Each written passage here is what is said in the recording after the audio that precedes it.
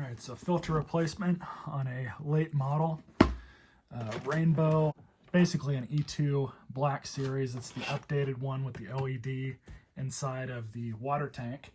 But really all you do to replace a filter on one of these is you just pull it out of the caddy, and then we have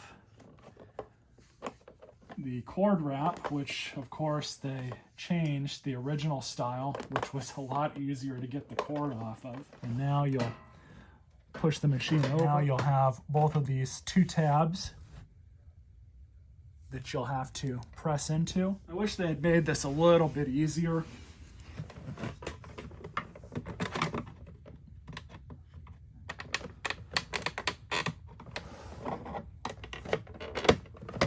But you just kind of get in there like that. You don't really want to force it because, as you guys can see, it just pops out on its own.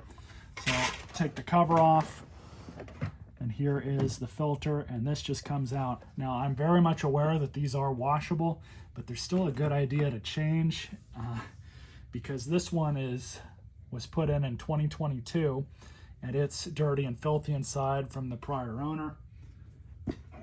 So it's easier just to replace the filter. Make sure that the felt is there, and it is. And then we're just going to stick it back in.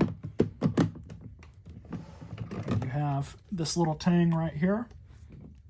That's just going to go in just like that. And of course, put your cover back on.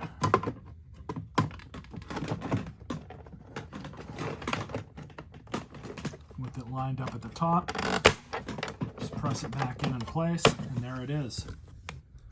All installed. Now just put it back on the caddy and you're pretty much done with it.